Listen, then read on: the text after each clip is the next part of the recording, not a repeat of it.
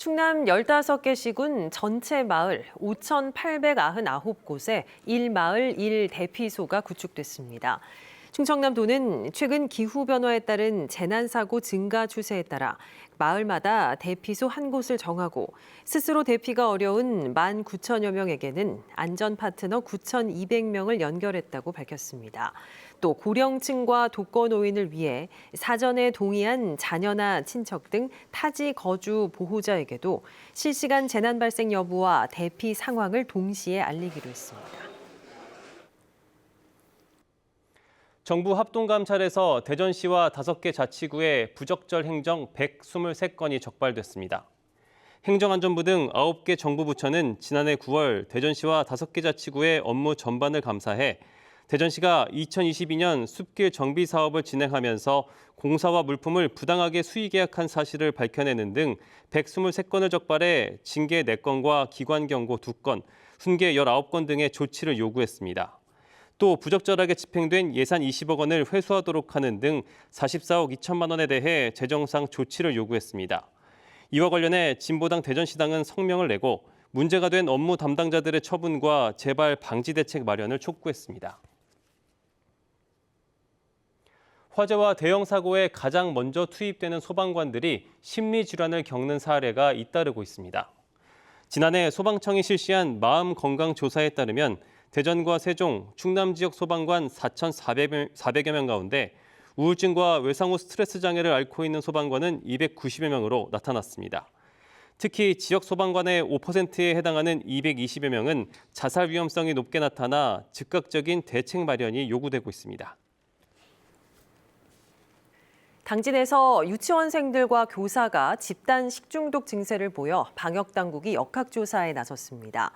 당진시 보건소와 당진시는 오늘 당진의 한 초등학교 부설 유치원 원생 10명과 인솔교사 2명이 외부 수영시설 체험활동 과정에서 도시락을 먹은 뒤 구토와 설사, 복통 증세 등 집단 식중독 증세를 보여 분변 검사 등 역학조사를 하고 있다고 밝혔습니다.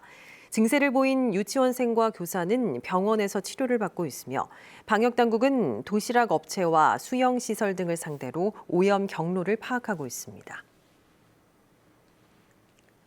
경남도지사를 지낸 김두관 전 더불어민주당 의원이 오늘 세종시 의회에서 기자회견을 열고 민주당 당대표 후보 출마를 공식 선언했습니다.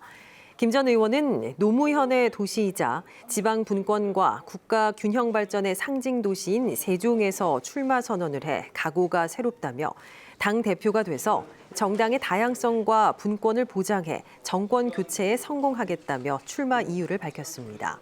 민주당 새 지도부를 뽑는 8월 18일 전국 당원대회에는 이재명 전 대표의 연임 도전이 확실시되는 가운데 김 전 의원의 출마 선언으로 양자 대결 구도가 형성될 전망입니다. 국가유산청은 집중호우로 공주 공산성 등 23건의 국가유산이 피해가 났다고 밝혔습니다. 주요 피해 사례를 보면 공주 공산성의 만화루 연지 구간 탐방로가 유실됐고 태안 안흥진성의 성벽 4m가 붕괴됐으며 부여 대조사와 논산 쌍계사, 서산 경주김씨 고택, 금산 700의총 등에서 토사 유실 등의 피해가 발생했습니다. 국가유산청은 피해 직후 추가 피해로 인한 안전사고 방지와 응급조치를 실시하고 주변 정리 통행 제한 등의 조치를 내렸습니다. 박정현 부여군수가 특별재난지역 조기 선포를 정부에 요청했습니다. 박 군수는 오늘 부여군 구교리 수해 현장을 방문한 이상민 행정안전부 장관과 김태흠 지사에게 부여군은 재작년과 작년에 이어 3년 연속 수마로 큰 피해를 봤다며 재정 여건이 열악한 기초자치단체의 여건을 고려해 조속히 복구 작업을 할 수 있도록 특별재난지역으로 조기 선포해달라고 건의했습니다. 부여에는 최근 사흘간 최대 450mm의 폭우가 내렸으며 수박과 멜론, 토마토 등 1,314헥타르의 농작물 피해가 났습니다.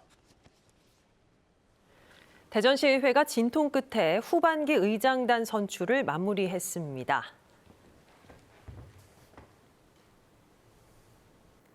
어제 새벽에 내린 기습폭우로 대전에서 이재민 73명이 발생한 것으로 집계됐습니다.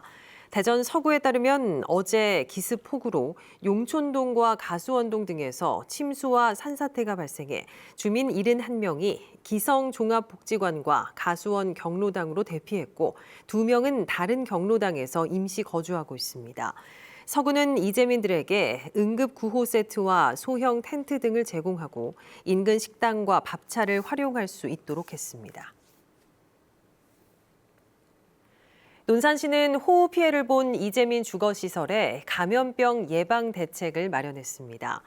논산시는 긴급 감염병 대책 회의를 열고 이재민들이 있는 38개 대피소에 마스크와 손소독제, 소독 티슈, 모기 기피제 등을 배부했습니다. 또 물이 빠지면서 이재민 대부분이 주거지로 복귀함에 따라 15개 읍면동에 방역 소독을 강화할 것을 요청했습니다. 한남대가 추진 중인 K-스타트업밸리 육성과 정책 모색을 위한 포럼이 오늘 서울 국회에서 열렸습니다. 장철민, 박정현, 장종태 의원 등 지역 국회의원들이 공동 주최한 이번 포럼에서는 혁신적인 창업 생태계 여건을 갖춘 대전 지역 스타트업 육성의 당위성과 국회, 기업, 대학, 지자체 간의 정보 교류와 협업을 통한 활성화 방안이 논의됐습니다. 하얀 석유라 불리는 리튬 자원을 확보할 가능성이 큰 광상이 국내에도 존재하는 것으로 나타났습니다. 한국지질자원연구원은 2020년부터 국내 12개 리튬 유망 광상에 대한 탐사 결과 울진과 단양 광상의 리튬 품위가 지각 평균보다 크게 높게 나타났다고 밝혔습니다.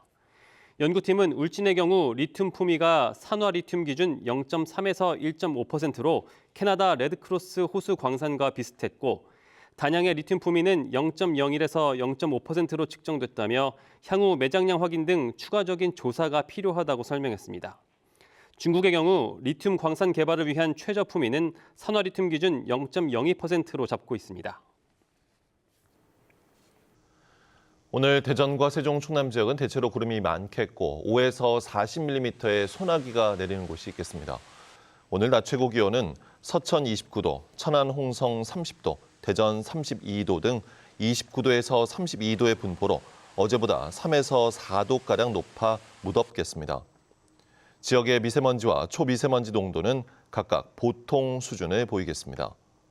주말인 내일도 대체로 흐린 가운데 오후부터 저녁 사이 소나기가 내리는 곳이 있겠고 예상 강수량은 5에서 40mm입니다.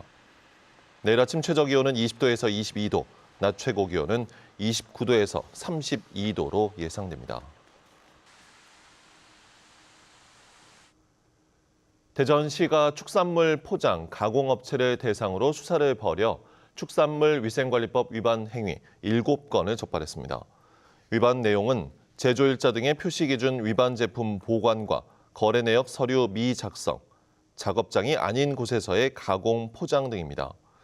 대전시는 적발된 업체를 검찰에 송치하고 해당 자치구에 행정처분을 의뢰할 계획입니다.